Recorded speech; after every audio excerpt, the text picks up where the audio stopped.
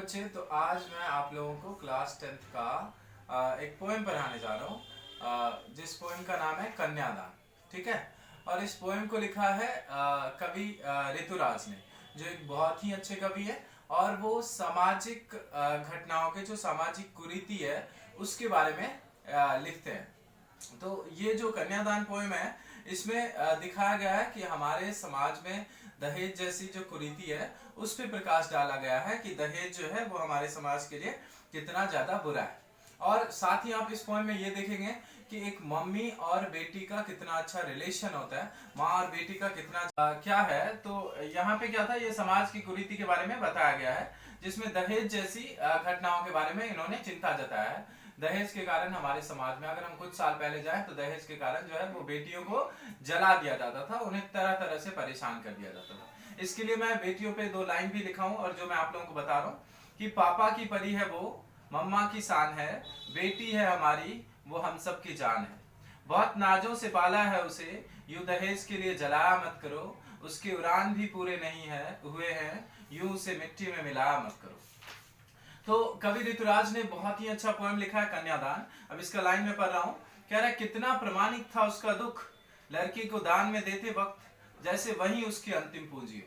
यानी मम्मी के लिए सबसे बड़ी पूंजी होती है उसकी बेटी, क्योंकि उनका लगाव सबसे ज्यादा अपनी बेटी से ही होता है। वो अपनी सारी सुख दुख की बातें, सारी बातें जो है वो अपनी बेटी से ही शेयर करते हैं, सब कुछ अपनी बेटी को ही बताते हैं। कह रहा है, कितना प्रमाणिक था उसका दुख, यानी कि उनके मम्मा का दुख बिल्कुल ही एकदम जीवंत लग रहा था, बहुत ही प्रमाणिक लग रहा था लड़की को दान में देते वक्त। जैसा कि पोएम का नाम है कन्यादान, यानी कि लड़की के विवाह के वक्त शादी में जो है वो लड़कियों को वर पक्ष को दिया जाता है, यानी कि किसी और को सौंपा जाता है। तो अगर हम अपनी बेटी को किसी और को सौंप रहे हैं, और वो भी चंद दिन पहले जब हम उसे जानते हैं और उस व्यक्ति को सौंप रहे हैं, तो सिर्फ उसमें कायम रहता है भरोसा और विश्वास। और उस विश्वास की वजह से हम किसी और व्यक्ति को दे रहे हैं अपने बेटी को। तो ये कह रहा है कि कितना प्रमाणिक था उसका दुख, लड़की को दान में देते वक्त जैसे वही उसकी अंतिम पूंजी हो। मम्मा के लिए बेटी उसकी अंतिम पूंजी होती है। कह रहा है, लड़की अभी सयानी नहीं थी, अभी इतनी भोली सरल थी। देखो, लड़की अभी सयानी नहीं थी मतलब बड़ी नहीं हुई थी, वैसे तो बड़ी हो चुकी थी, लेकिन उसे अभी समाज की रीति रिवाजों के बारे में सही तरह से मालूम नहीं था, किस तरह समाज में रहना है, किस तरह, क्योंकि अभी वो पापा के घर में पापा की परी बन के रही थी, बहुत ही हंसती खेलती। उसे दुखों का आभास नहीं था कि दुख नाम का भी कोई चीज होता है, कि उसे सुख का आभास तो था लेकिन दुख बांचना नहीं आता था। पापा के घर में उसे बहुत सारी सुख सुविधाएं मिलती थी, वो बहुत ज्यादा मजे कर रही थी। लेकिन अब जब वो दूसरे घर जा रही है तो उसे दुख और तकलीफें भी सहना पड़ सकता है, लेकिन उसे अभी इन दुखों के बारे में कुछ भी पता नहीं था।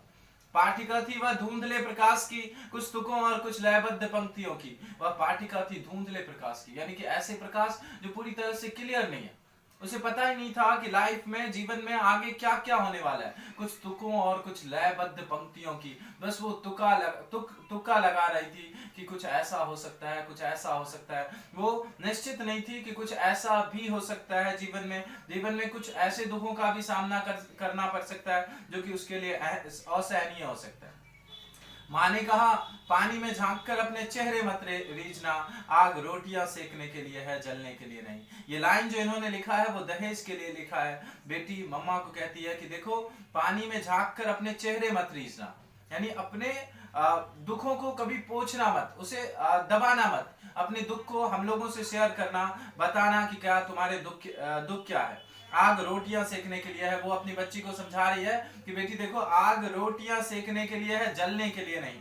जिस तरह से दहेज के और टॉर्चर की वजह से लड़कियों को जला दिया जाता है या वो खुद भी आग का शिकार हो जाती है, तो मम्मा कह रही है कि आग रोटियां सेकने के लिए है, जलने के लिए नहीं। वस्त्र और आभूषण शाब्दिक भ्रमों की तरह बंधन है स्त्री जीवन के, यानी स्त्री जीवन के लिए सबसे बड़ा महत्वपूर्ण होता है वस्त्र और आभूषण, शाब्दिक भ्रमों की तरह। जिस तरह से वस्त्र और आभूषण महत्वपूर्ण होते हैं, उसी तरह से हमारे शब्द भी उतने ही महत्वपूर्ण होते हैं। मतलब हमें उस तरीके से जो है वो बात करना चाहिए।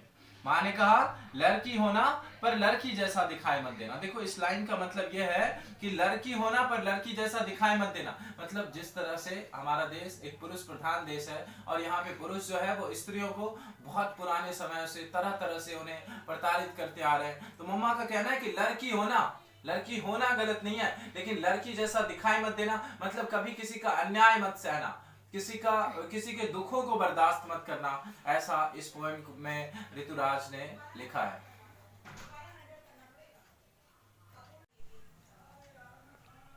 ठीक है, ओके। तो क्या है, तो यहाँ पे क्या था, ये समाज की कुरीति के बारे में बताया गया है, जिसमें दहेज जैसी घटनाओं के बारे में इन्होंने चिंता जताया है। दहेज के कारण हमारे समाज में, अगर हम कुछ साल पहले जाएं तो दहेज के कारण जो है वो बेटियों को जला दिया जाता था, उन्हें तरह तरह से परेशान कर दिया जाता था।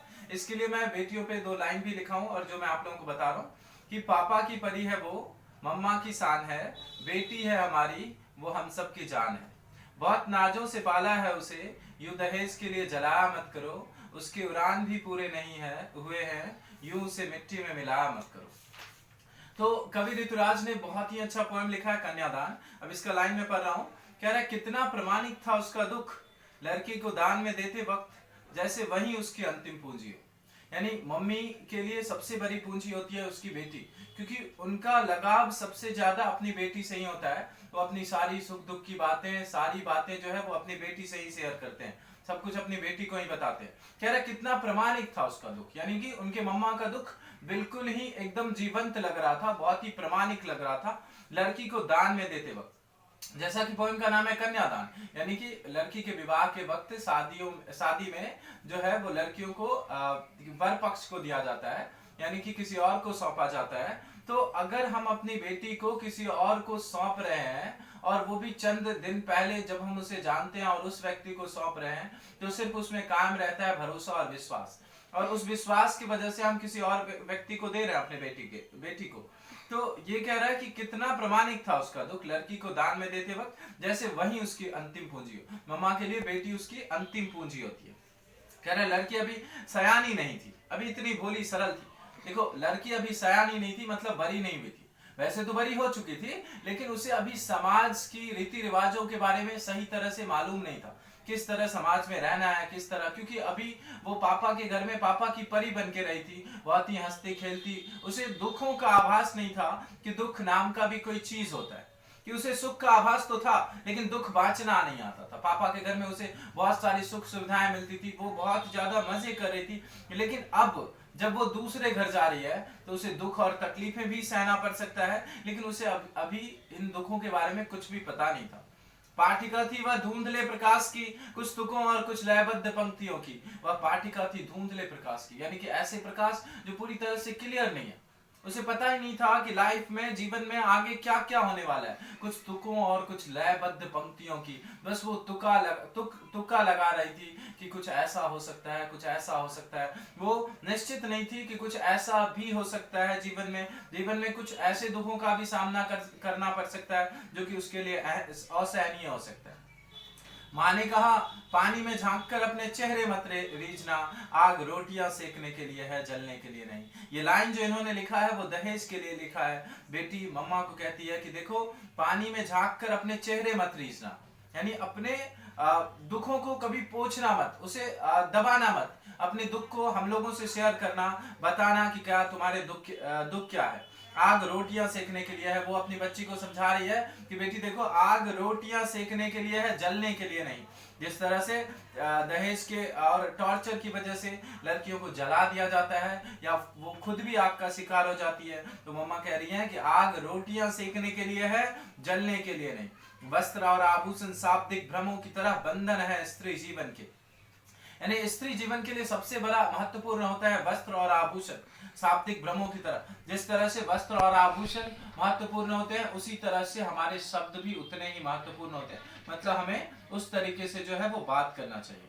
माँ ने कहा लड़की होना पर लड़की जैसा दिखाई मत देना। देखो, इस लाइन का मतलब यह है कि लड़की होना पर लड़की जैसा दिखाई मत देना। मतलब जिस तरह से हमारा देश एक पुरुष प्रधान देश है और यहाँ पे पुरुष जो है वो स्त्रियों को बहुत पुराने समय से तरह तरह से उन्हें प्रताड़ित करते आ रहे हैं, तो मम्मा का कहना है कि लड़की होना गलत नहीं है, लेकिन लड़की जैसा दिखाई मत देना। मतलब कभी किसी का अन्याय मत सहना, किसी के दुखों को बर्दाश्त मत करना, ऐसा इस पोएम में ऋतुराज ने लिखा है।